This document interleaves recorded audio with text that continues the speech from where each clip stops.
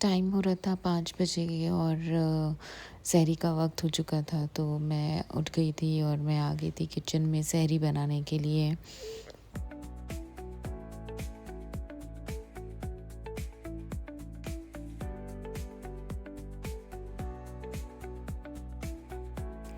Hello friends, welcome to Huminza, welcome to another beautiful day. और बरकतों वाला महीना शुरू हो चुका है, तो ये रमज़ान का पहला दिन था, पहला रोज़ा। तो बस मैं उठ गई थी। मुझे तो कुछ ज़्यादा कुछ करना नहीं था क्योंकि मेरा रोज़ा था, मेरा और मेरे हस्बैंड का, और ऑफिशियल का ही ब्रेकफास्ट बनाना था। तो मॉर्निंग टाइम में मैं काफ़ी रिलैक्स थी क्योंकि ज़्यादा कुछ काम नहीं था।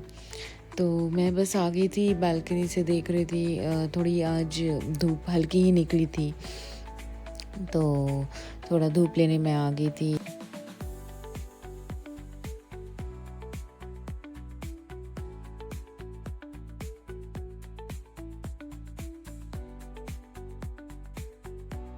और तब तक ईशल भी उठ चुकी थी और वो खेलने के ही मूड में थी। सुबह जब उठती है तो फिर वो काफ़ी एक्टिव रहती है माशाल्लाह, और पूरा घर इधर से उधर वो करती रहती है। तो बस मुझे भी उसके पीछे पीछे भागना पड़ता है। और मैंने सोचा चलो मैं पेड़ में पानी वगैरह डाल के फिर ईशल का ब्रेकफास्ट बना देती हूँ। तो यहाँ मैं आ गई थी बालकनी पे पानी डालने के लिए।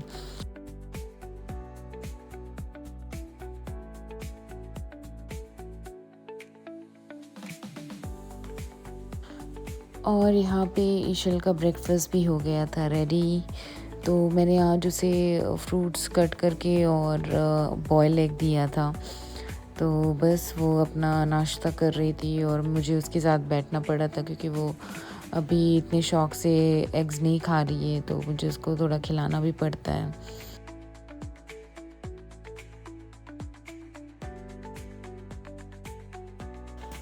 और मैं यहाँ पे सोच ही रही थी कि इफ़्तार में क्या बनाना है, और साथ ही साथ मैं आप सबसे रमज़ान सीरीज़ भी शेयर करने वाली हूँ 30 डेज़ का। तो हर डे में मैं जो भी इफ़्तार बनाऊँगी उसमें से मैं एक डिश आप सबसे शेयर करने वाली हूँ और उसकी रेसिपी शेयर करने वाली हूँ डिटेल में।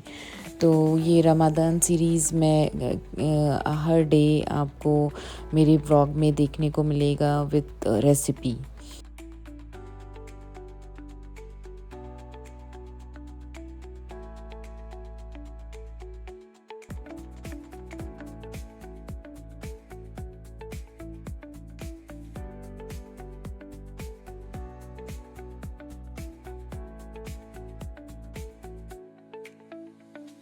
और यहाँ पे ईशल का ब्रेकफास्ट ऑलमोस्ट हो चुका था, तो बस मैं क्लियर कर रही थी। और मैंने उसको शावर वगैरह दे दिया था, खुद भी शावर ले लिया था।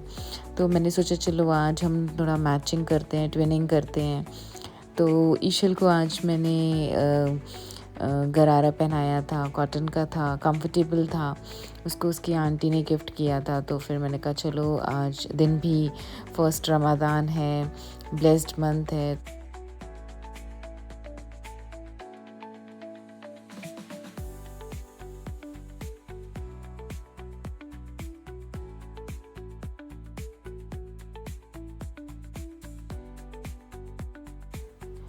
और यहाँ पे ईशल रेडी हो चुकी थी, तो मैंने सोचा चलो मैं अपनी नमाज़ पढ़ लेती हूँ। वो अभी इस वक्त खेल रही है, तो नहीं तो उसके बाद मैं नमाज़ भी नहीं सुकून से पढ़ पाऊँगी। तो खैर मैं यहाँ पे अपनी नमाज़ पढ़ रही थी और वो खेल रही थी। और नमाज़ पढ़ लेने के बाद फिर मैं आ गई थी किचन में। और अभी ईशल की आदत है कि वो हर एक चीज़ें छूती है, देखती है। ये टॉडलर स्टेज बहुत हेक्टिक रहता है फॉर ऑल ममाज़। तो यहाँ पे मैं उसको कैसे कैसे मैंने उसको सुलाया, और उसके बाद मैंने कहा चलो अभी मैं आ जाती हूँ किचन में, रेसिपी शेयर करती हूँ आप सबसे रमज़ान सीरीज़ के लिए, और इफ्तारी की भी प्रिपरेशन करती हूँ। तो यहाँ पे मैंने छोले को ऑलरेडी रात में भिगा के रखा था, अब बारी थी उसको बॉईल करने की। तो मैंने कुकर में छोले को डाल दिया था और थोड़ा सा मैंने सोडा डाला था, और जस्ट मैंने उसको प्रेशर लगा दिया था। करीब करीब 4 से 5 सीटी देने के बाद मैंने फ्लेम को एकदम स्लो कर दिया था। और यहाँ पे मैं पूड़ी के लिए आटे गूँध रही थी। तो आटे में मैंने जस्ट जो थोड़ा सा मंगरेल डाला था, उससे पूड़ी बहुत अच्छी हो जाती है। तो यहाँ पे मैंने थोड़ा सा मंगरेल डाला और सॉल्ट डाला था। और यहाँ पे मैं पूड़ी का डो रेडी कर रही थी, तो मैंने थोड़ा सा गर्म पानी यूज़ करती हूँ, उससे डो बहुत अच्छा सॉफ्ट बनता है। तो यहाँ पे डो भी रेडी हो चुका था और मैं कटिंग के लिए आ गई थी। मैं जो भी प्याज, टमाटर, मिर्ची वगैरह है वो सब ऑलरेडी चॉप कर लेती हूँ, ताकि वो बाद में ईज़ी रहे।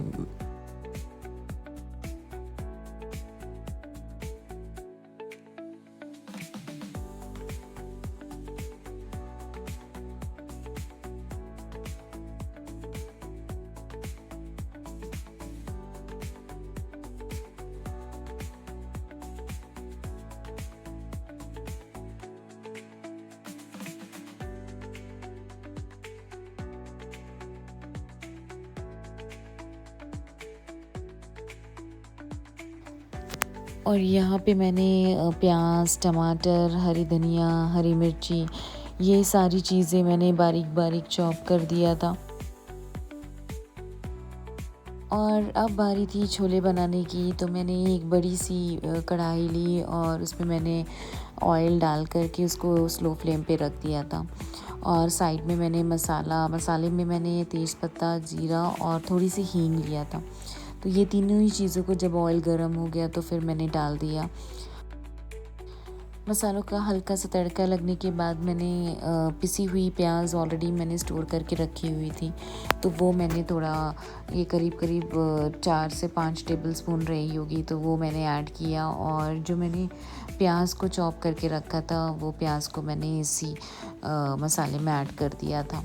प्याज को हल्का सा स्लो फ्लेम पे ही भून लेना है। तो अब बारी थी अदरक लहसुन की। तो यहाँ पे मैंने थोड़ा सा ही अदरक डाला था, क्योंकि बहुत ज़्यादा अदरक का टेस्ट अच्छा नहीं लगता है। और लहसुन मैंने 2 टेबलस्पून मैंने लहसुन का डाल दिया था। और ये मसाले को अच्छे से भून लेना है स्लो फ्लेम पे ही। और यहाँ पे देखिए मेरा छोला भी अच्छे से गल गया है। और अब बारी थी इसमें लाल मिर्ची वगैरह डालने की। तो मैंने यहाँ पे 2 चम्मच लाल मिर्ची और थोड़ी सी हल्दी डाल दी थी और मसाले को अच्छे से भून लिया था। फ्लेम को मैं स्लो पे ही रखी थी और थोड़ा मैंने इसमें पानी डाल दिया था, ताकि मसाला सूखे ना और जले ना। और इसी टाइम पे मैंने नमक भी डाल दिया था। और अब बारी थी टमाटर डालने की। तो टमाटर और हरी मिर्ची को मैंने बड़े ही काटे थे और उसी मसाले में मैंने ऐड कर दिया था। तो ये देखिए टमाटर भी अच्छे से गल रहा था, फ्लेम को मैंने स्लो ही रखा था। और यहाँ पे मसाला भी हमारा अच्छे से भुन रहा था। ये देखिए तेल भी निकल रहा था, तो फिर मतलब मसाला अच्छे से हो गया था। तो मैंने इसमें डाल दिया था अपने छोले।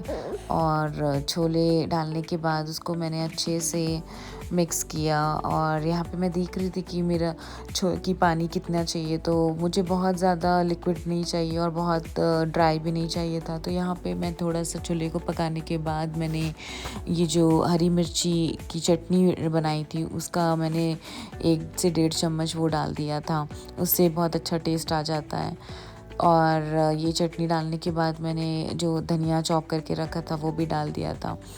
और थोड़ा सा मुझे पानी डालने की ज़रूरत पड़ी थी, क्योंकि बहुत वो पकता तो काफ़ी ड्राई हो जाता है। इस वजह से मैंने बैलेंस रखने के लिए थोड़ा सा मैंने पानी डाल दिया था और फ्लेम को मैंने मीडियम रखा था। ऑलमोस्ट हमारे छोले रेडी हो गए थे, तो मैंने ऊपर से गरम मसाला डाल दिया था। और करीब करीब मैंने इसको 10 मिनट के लिए एकदम स्लो फ्लेम पे पकाया था। तो ये देखिए हमारा छोला तो अभी रेडी हो चुका है एकदम अच्छे से, और इसको मैंने ढक के साइड में रख दिया था। तो अब बारी थी पूड़ी बनाने की। तो पूड़ी बनाने के लिए मैं हमेशा ये पूड़ी मेकर यूज़ करती हूँ, ये बहुत ही ईजी रहता है। तो जस्ट इसमें आपको कोई सूखा आटा वगैरह भी नहीं यूज़ करना रहता है। तो मैंने एक छोटी छोटी लोई बना के रख ली थी, और उसमें वो जो ऑयल मैंने गरम किया था उसमें हल्का सा लोई को डिप करके ये पूड़ी मेकर से जस्ट प्रेस करना है और गरम गरम इसे छान लेना है। ये पूड़ी मेकर मुझे मेरे मदर इन लॉ ने गिफ्ट किया था, तो I am very thankful to her, क्योंकि ये मेरा बहुत टाइम सेविंग है और बहुत ही ईज़िली बन जाता है। और शाम का वक्त हो चुका था, इफ़्तार का ऑलमोस्ट टाइम हो गया था, तो मैं यहाँ पे इफ़्तार जो भी हम डिस्ट्रीब्यूट कर रहे थे तो वो मैं बस पैक ही कर रही थी। इसके बाद का मैं शूट नहीं कर पाई थी क्योंकि ऑलमोस्ट इफ़्तार का टाइम हो चुका था और मैं लेट हो रही थी।